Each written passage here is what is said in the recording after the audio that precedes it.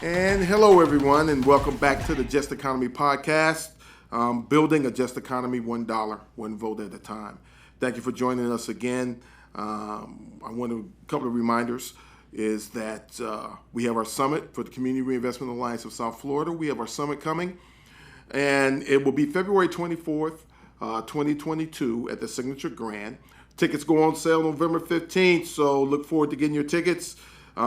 Get your early bird specials in as quickly as possible. So we'll be back in person again. We're going to beat this pandemic one way or the other, but we'll be back in person with our event at the Signature Grand. If you've been to it before, please tell your friends. It's a great event. We always have great speakers and great breakout sessions. So today on our podcast, the Just Economy podcast, our guest is Adrian Madriz. Full disclosure, Adrian is one of my board members for the Community Reinvestment Alliance of South Florida, and I would be remiss if I didn't do what I always do with Adrian, and that's employ Adrian to run for office. He's one of the most passionate community leaders that I know, especially being such a young man. And he's doing some great things in our community and trying to make our community better. So if you see Adrian Madriz and you see him walking the street, tell him, run for office one day, run for office one day, run for office one day. He always blows me off, but he knows that I'm really, really proud of all the great work that he's done. So again, today we have Adrian Madriz, the executive director at SMASH. Adrian's organization is doing some great things in the community and trying to bring the community to help build the just economy in a lot of different phases, and we're going to get to talk about those things today. So first of all, Adrian, please give us a little bit of your background and a little bit of the background and mission of the organization. Absolutely. Thanks, Cornell. And I have to say, the prospect of running for office, I'm probably never going to do it, but what's even more exciting is that CRASF Summit that's coming up in February. Yes, it is. So we got to make sure everybody comes to that, because that's where the real ideas go to live. I like that. I like that. The county dais and the city dais is where they go to die. I hear you. Anyway, my name, Adrian Madriz, pronouns he, him, his. I'm the executive director of Struggle for Miami's Affordable and Sustainable Housing, also known as SMASH. And I've been a proud board member of CRASF now for, I think, 6 years. Yeah. It's been a while. Yeah, it has. Yeah. It has. So tell us a little bit about SMASH. SMASH is a community-driven developer of affordable housing, and we use the community land trust model to build power for housing justice in Miami. And right now, we're employing 5 different strategies, including the land trust, in order to build that power. And that includes tenant organizing. That includes the development of transformational tools so we can get people to adopt the belief and value that housing is a human right. That also includes the research and development into new kinds of housing construction technology led by a worker-owned cooperative. And it finally includes policy advocacy so that we can make sure that once we've built enough power, we got the policies that we need so that we can make housing a human right in Miami. Well, let's talk about policy advocacy. Absolutely. One of the best ways I think is to get the community involved in their own in what's going on in their community, getting them to have a voice. I'm a firm believer that one thing we love to do is we love to have committees and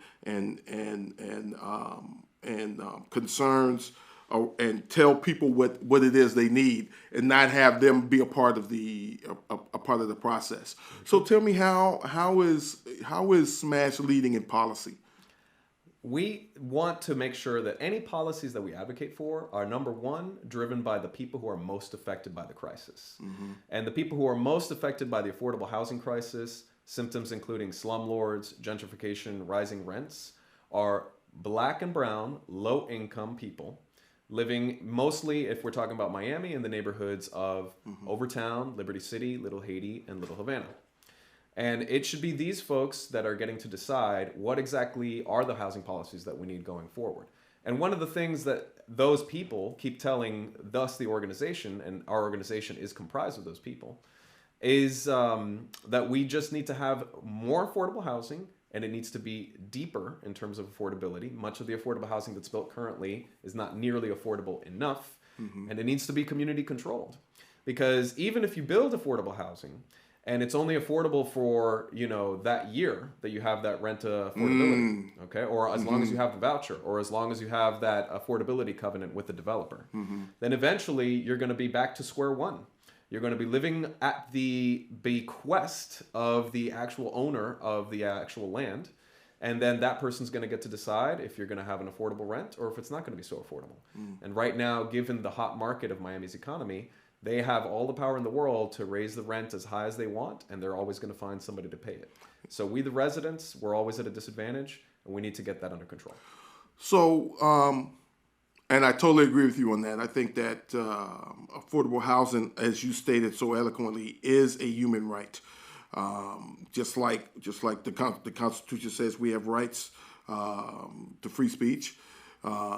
Even some that some of the rights I do agree with, I don't agree with.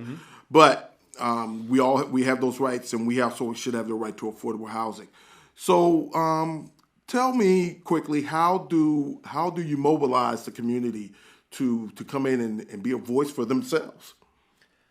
We do a number of different things, and the main thing that we do is we organize tenants, and that's why it's the first strategy in our overall power building ecosystem. So we go into different neighborhoods like Liberty City, and we get the residents together and ask them, hey, what would you like to see in your neighborhood? If you could do anything for this neighborhood in the way that you would like and not in the way that the government or that corporate developers would like, what would that be? And of course, affordable housing is up there, but we're here on the Just Economy podcast. And so we have to talk about all the different kinds of tools that we now have at our disposal to make it so that we can have a just economy. So that doesn't just include community land trusts. It includes any kind of cooperative housing, any kind of cooperative business development, any kind of community-driven model that we can use to make sure that the wealth that is generated doesn't go into the hands of a few corporate private developers or a few corporate private speculators. It goes into the hands of the people back in that same community. And that's exactly what we have an opportunity to do when we gather the community together and we get them to control land. Building people power is absolutely important, but if you build people power without also having an agenda that includes land control, then you're always going to be one step behind, because you're going to build all of this power. You're going to get all of these people very excited about what the possibilities are, but then you're always, again, going to be at the mercy of who the landowners are. And landowners play the long game. They don't think about things in terms of 1 year and 2 years. They think about things in 5, 10, 30 years at a time. And we have to be just as smart, and we have to be just as long-term in terms of our visioning. And so until we get the land under our control, the reality is that we're going to be just constantly at a disadvantage. We're never going to really be able to do the things that we want the neighborhood to do in order to get that just economy and in order to get that affordable housing.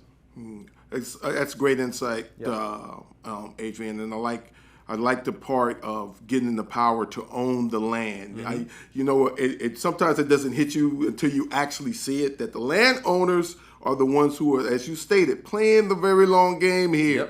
They're looking 5, 10, 15 years down the road. So when we come back, we're going to talk about some of those tools that we use in order to secure the land and how the community can get involved in being a part of that. Absolutely. So we'll be right back with Adrian Madriz from Smash, and we're going to talk about land and how and the tools that we can use in order to own that land. Thank you. We'll be right back.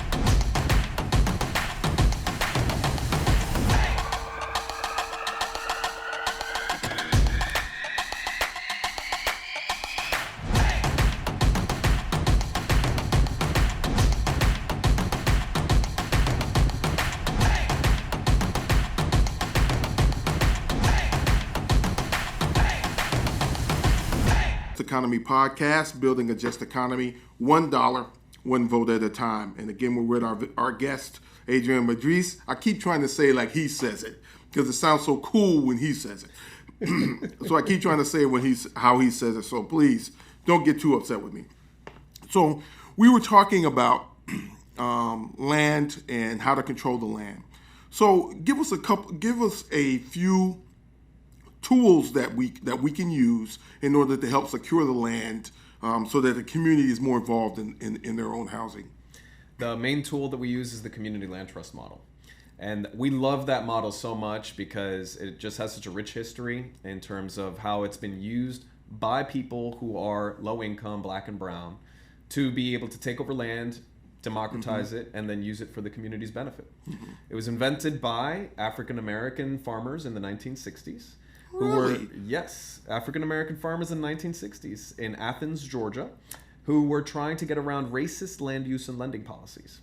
And there were a lot of racist and land use lending and policies in the 1960s especially, right? And now, but like, you know, in Georgia at that time, you can imagine. Yes. So they got together, a group of black farmers basically, and said, we want to just get this land under our control. That way we can get the financing that we need to be able to make the farms that we need in order to be able to sustain ourselves. And they did that. It took a long time, but they were able to do that. And they established some of the first farming cooperatives, housing cooperatives, business cooperatives. And it was a beautiful community. It was called New Communities, Inc. And then the white racists of Georgia decided that black people were not going to be given the right to be able to develop their own housing and their own prosperity and ways to get out of poverty. Power. So, yep. So they decided to one night set the whole entire community on fire and then bulldoze all of the remains into a gigantic ditch. And that was the beginning and the end of the first community land trust in the United States of America. And so then they had to sue the Department of Agriculture, the Federal Department of Agriculture, because they were being extremely racist in the way that they were giving out farm subsidies. They were only giving it to white farmers, not to black farmers. And eventually they won that lawsuit, but it was like 40, 50 years later in the 2000s. But you know, we're still going through that right now. The black farmers had to sue to be part of the American CARES Act. Oh, yeah, 100%. They had to sue. 100%. You know, and let me be clear. I'm talking about a particular time in racism, but that does not mean that racism is over, not by a long shot. White supremacy still reigns. So does patriarchy. So does classism. Classism, especially in the housing system. Yes. So, you know, but the good thing about this model is that even though, yes, it was destroyed, and yes, it was done by an act of hatred, the actual success that it was able to achieve while it was there was enough to inspire an entire movement around the country to do very similar things in their own communities. And so then you had community land trusts pop up in places like Boston and California. And one of the better known community land trusts called Dudley Street Neighborhood Initiative is still alive today in Boston. And it started by basically taking over this extremely slum and blighted block called Dudley Street and putting all of that land into the community's control. They got the government to eminent domain the land and give it to this particular community. Wow, the time that eminent domain is a good thing. Huh? Yeah, yeah, exactly. In that particular instance, it was definitely a very good thing. But that's because they built this power in the community. With all of these different movements, it starts when one person decides, I've had enough of this BS. Yeah. You know, I am tired of this racism, patriarchy, capitalism, whatever. And we need to come together to figure out how to do this. And then they attract their followers, they identify other leaders, and then they come together and they build power. So there's so many ways that we could help build this and land trust. I love the idea of community land trust. I think that it's important that that if I'm going to live on this land, I get to determine what's on it. I get to determine and when I mean as a community. The community gets to determine what's on it, determine how it's used, how it's best used, and that it's long term. Earlier, you spoke about the landowners loving to use the long game and thinking into the future. Is that something that land trusts do? Is to help us determine what the future is going to be? Absolutely. If I could just describe a little bit about the mechanics of how it works and why it's so cool. A land trust places land in the community's control. So that way there's a democratically elected nonprofit board that manages the land itself. But then let's say I, as an individual, or I as a head of household, want to purchase a house on that land so that me and my family can live there. We can totally do that, but we have to do it according to the laws of the land. And who creates the laws of the land? The community does. Okay. So it detaches the housing on top from the land underneath. So that way you can buy the houses or you can put buildings on there to do whatever you want. You can put supermarkets, clinics, schools, whatever. but then the land underneath stays in the community's control, and they are glued together by a 99-year ground lease. And you can renew that ground lease as many times as you'd like. So effectively, if you own the buildings, you have permanent access and utility of the land for as long as your heart desires. The catch is if you decide to sell. If you decide to sell your house, you have to do it according to the laws of the land. So there might be something like a resale formula, and that'll dictate how maybe in 10 years when the sale opportunity or the sale window opens up, what the price of the house is that you can sell it for. And it's not going to be the market rate. It's going to be well below the market rate. Gotcha. You're still going to make a profit. You're going to get more than what you actually put into the house. You know, and by the way, it was also a subsidized house, you know? So you're going to be getting affordable housing on the front end, and you're going to be able to, when you sell it, make a little bit of profit. So that way you can take it with you to your next home or whatever it is you decide to do. But the whole point of the land trust is that it encourages permanence. It encourages the idea that people have a commitment to their neighborhood, and that is the only way that we're going to stabilize neighborhoods and keep them affordable long term. If people are constantly using houses as piggy banks like they do now, refinancing every 2 and 3 years, flipping the house after a few light renovations after 5 years. How often have we heard I got to pull some money out of my house? Absolutely. Send the kids to college or whatever, or take a trip, whatever the case may be. Exactly. And then they're able to get these ridiculous margins, 25, 50, 100%, you know, after just a few years on the homes. What that does is now it makes it so that the next person who has to live there is now going to be paying all of that, right? And it's going to be significantly more expensive. That obviously makes it much more expensive for all of the other houses in the neighborhood, because now they are doing their comps and they're realizing, oh, I can sell my house for that much more. And a lot of people are very much of the belief and the value that, yeah, that's a good thing. You know, I should be able to sell my house and make triple what I spent on it, you know? And I think that if what your value is wealth creation, I don't think that there's anything wrong with that. I think that families absolutely deserve the opportunity to build wealth and power for themselves so that they can achieve prosperity. There's nothing wrong with that. What is wrong about it is you using your home as the primary method to do that. Homes used to be just that, homes. They used to be shelter. They weren't these extremely over-leveraged financial commodities that now basically prop up the entire American economy, especially in the state of Florida. As we saw in 2008 with the mortgage crisis, we saw that when the bankers were piling up these multiple homes and selling those packages of overextended homes over and over and over again, and then here we go, we have a collapse, and we're out of there. So. And the point that is that folks these days sell their house repeatedly, or they move repeatedly. Nobody stays in a house 40, 50 years anymore. That just doesn't happen anymore. You know, you grew up in that house, you own the house, and now you own, after your parents or pass away, then you own the house again. So when we come back, we're going to talk about getting the community involved in community land trust and how to go about seeing that come to fruition. And so thank you for joining again the Just Economy podcast with our guest Adrian Madriz. We'll be right back.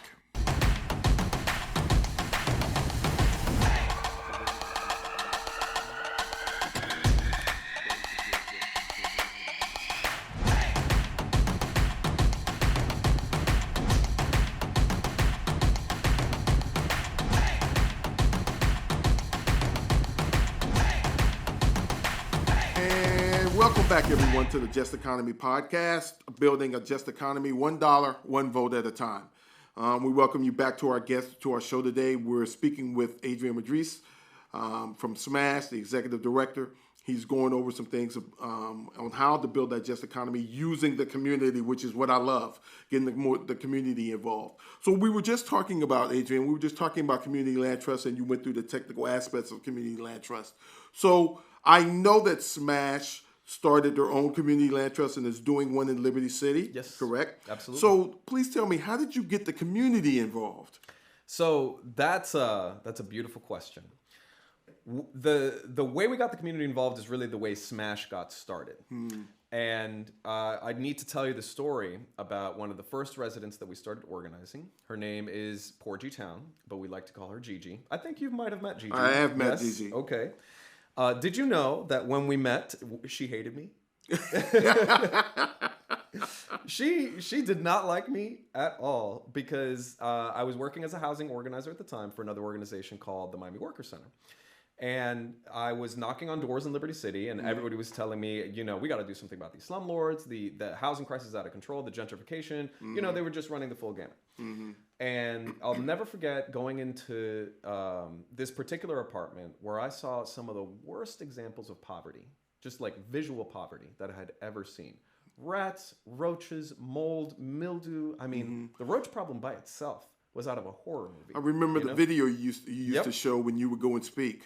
Yep, that video of the rat in the toilet and the black mold that had completely taken over the tile in the bathroom. I mean, just really, like, if you've ever seen the movie Saw, the horror movie, it takes place in this really horrible-looking, disgusting bathroom the entire movie. People in Miami are living in those kinds of places. This is where they have to bathe and clean themselves. It's really, really terrible.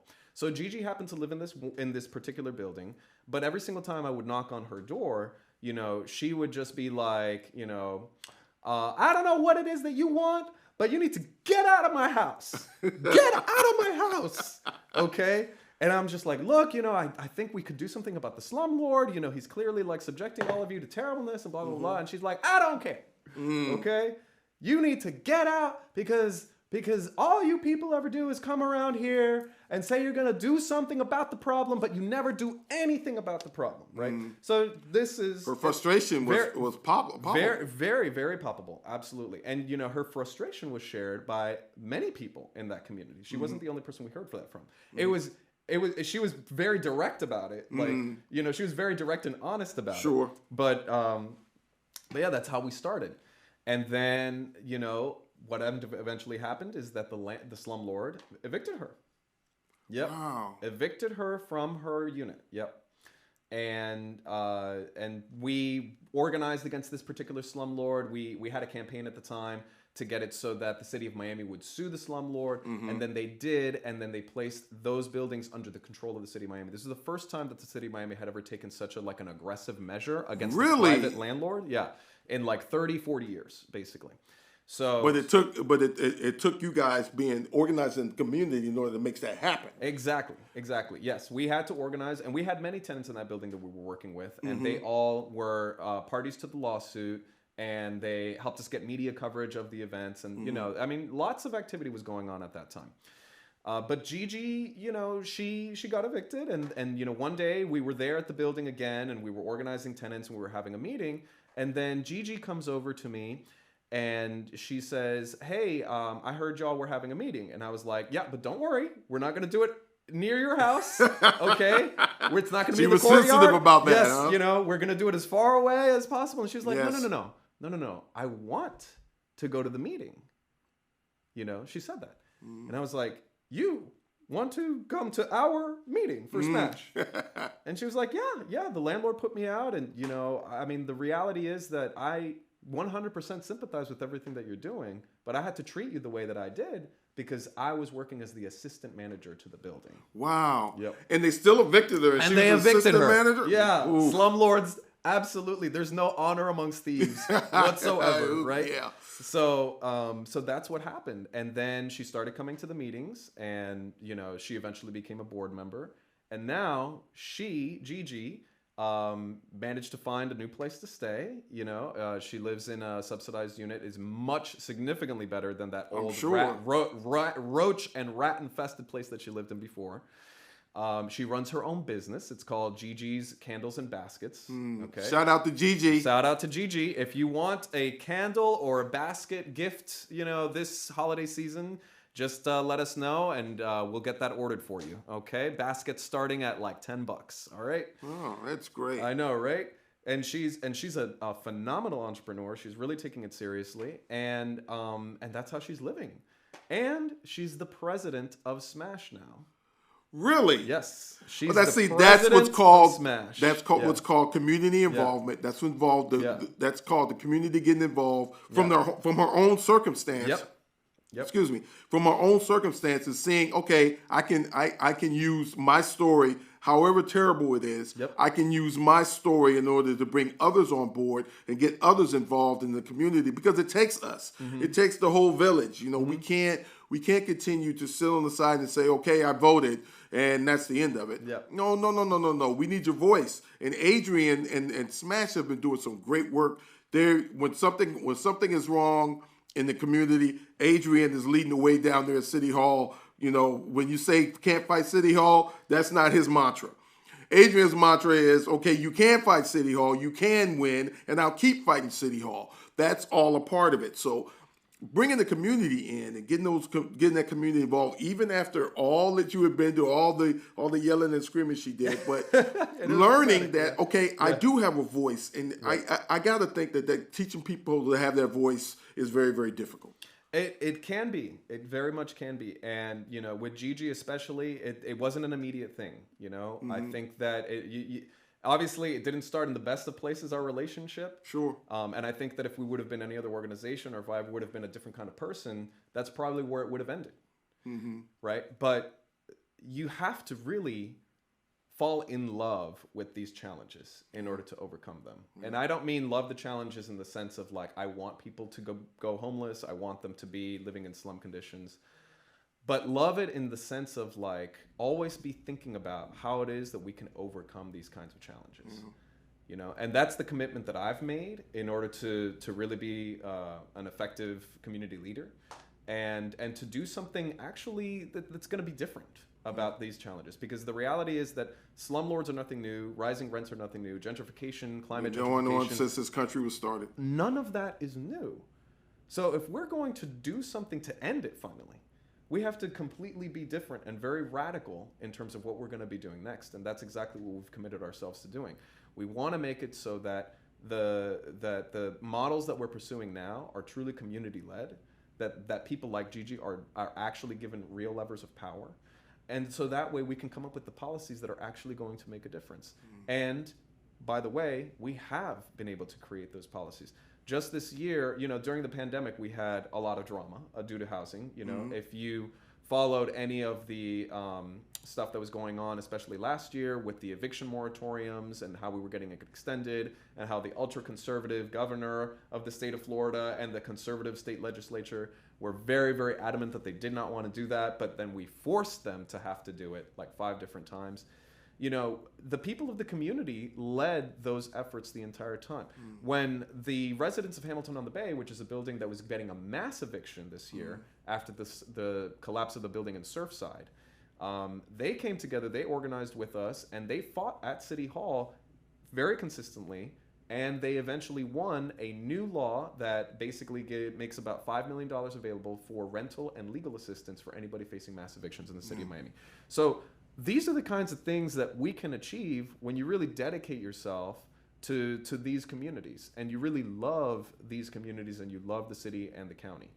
I totally agree with you. We're going to talk about some things. We're going to talk about what you would do if you were in charge. We're going to talk about that when we come back, and we'll be right back with the Just Economy podcast with Adrian Madris.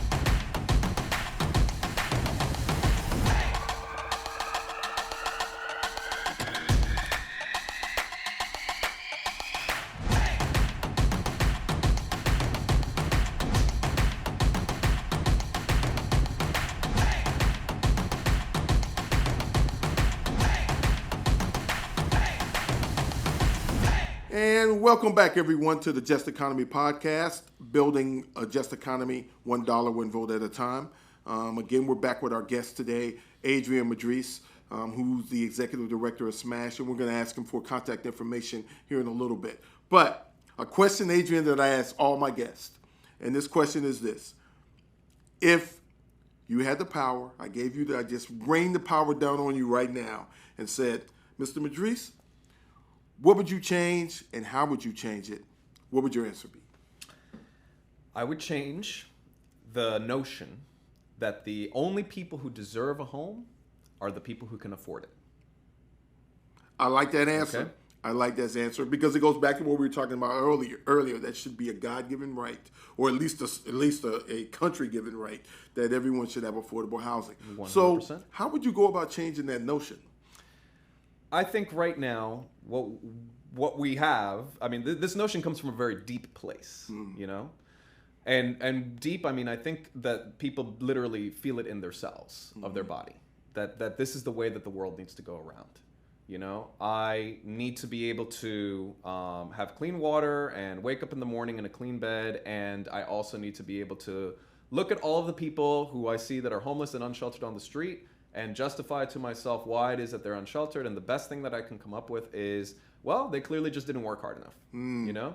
Yeah, that's our thing. You know, Martin Luther King once said that, you know, you want us to pull us up by our bootstraps, but that's hard to do when we have no boots. It's 100% true, you know? And the reality is that in this country, we have completely adopted wholesale the value that you should have to work or starve, okay? And I think that when we continue to put property rights before human rights, don't be surprised when you have a human rights problem in your country, in your city, in your county. There is no right in Florida that is more under attack, no human right under more attack than the right to housing. That's incredible. And so how do we change something like that? Like, how do we get people to shift their complete orientation and their whole life philosophy that revolves around the worshiping at the altar of capitalism, to make it to a different kind of value system, one that says, no, actually, people come before profits. Housing is a human right, and everyone deserves a home. Yes. You know, these are completely different ideologies. And I believe that the way we get to that point is that you build power. You build relationships with different people that maybe you only see every Thanksgiving. You know? Yeah. And it's a very uncomfortable kind of thing to think about. The idea that you have to interact with people that you don't like or people that you disagree with so much and figure out a way to actually get along with them. Get along with them enough, at least, so that you can start to get them to see that you're not so crazy. That the things that you think about and the things that you value are not so radical at the end of the day. Yes. And that's exactly what Smash is going to be doing from now on. We're pursuing a strategy in which we're developing housing and cooperatives in different parts of Miami-Dade County so that we can start establishing these like bases in these different neighborhoods, and we can branch out from there and start building relationships with people who are very different, who definitely do not believe that housing is a human right, and that are essential to us getting to our new vision of a just housing system in Miami. We can't do it without those people, because those are the people who vote. Sure. Those are the people who make policy. Those are the influencers. Those are the leaders of our community. You know, as terrible as it may seem, you know, that the people who say, for example, voted Joe Carroyo into power again after he beat his wife with a teapot, after he voted for adopt a homeless legislation, are the same people that we're going to have to figure out, hey, you know, how can we get on the same page about this? How can we work with them? Because and that's all about building a coalition. A coalition is not meant to that everyone agrees on every single thing, but we all need to come to, I think, to the conclusion that housing is a right. Everyone deserves the opportunity to have housing. Everybody deserves the opportunity, period. We can't keep stepping on people and thinking that, okay, those people are not where I am, or those people are not a part of the community the way I am because they just don't want to be. Right. There isn't such a thing as keeping people down. There isn't such thing as can't. There isn't such a thing as the 3 words I hate more than anything, I didn't know. Though there are those things that are involved, and that helps push down those who are in the most need. I think, as you stated, the ones who vote, the ones who develop the land, the ones who charge extraordinary prices just to live here, is those folks have to be part of our coalition. We got to bring those we got to rope those folks in. I'm all in favor of capitalism, but not at the extent of hurting the people. All in favor of it, but you can't have capitalism that hurts the people, because the people are capitalism. Without the people, without us renting, without us buying cars, buying food, spending the money that we spend, doing the work that we do, that further, without a coalition with those folks and the folks who are on the other side of it, we build this divide that we have now. Mm-hmm. And this divide just didn't start 4 years ago. This divide has been here for many, many, many years. That's very true. The have and the have-nots has been here for many, many years. I'm a firm believer in people. Rich people don't make money off of rich people. They make money off of poor people. It's very true. Because this would be the case if that wasn't true. When's the last time you saw a Bentley parked in a Walmart? Yeah.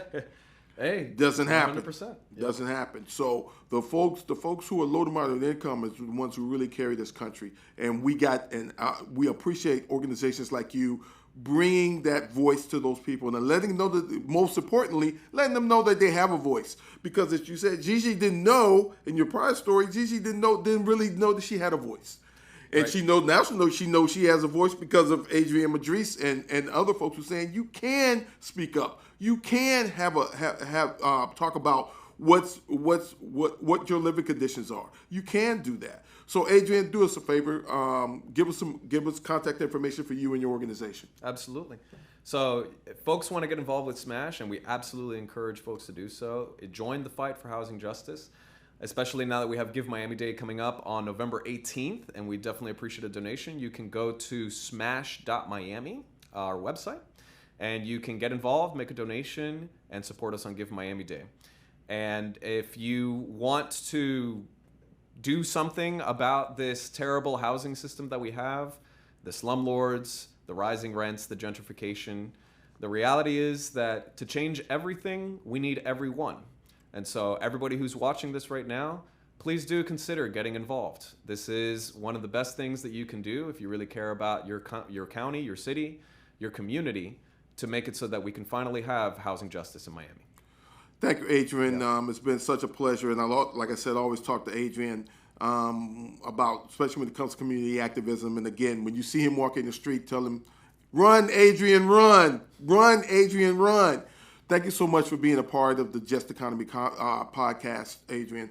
And a couple of reminders. One, don't forget our summit's coming up February 24th, 2022 at the Signature Grand. We'll have some great speakers. We'll have some great breakout sessions. And we will talk about how to be innovative and bring some innovative ideas to changing our community and building a just economy in our state. So thank you very much again, Adrienne, and we greatly, greatly, greatly appreciate you. Keep on fighting the fight. And as we move at statewide expansion, believe me, you're going to be one of my examples as we move forward in our state. And we look forward to seeing you being a part of the Just Economy and building our Just Economy $1, 1 vote at a time. We encourage you to volunteer with the organizations who come on our show. And as we move forward, we're going to be inviting quite a few different organizations, causes to our podcast, so to bring to you and educate you on how to be a great part of this just economy, how to be a great part of our community, and to help uplift and build our community. Thank you for watching the Just Economy podcast, and we look forward to seeing you next time. Thank you very much.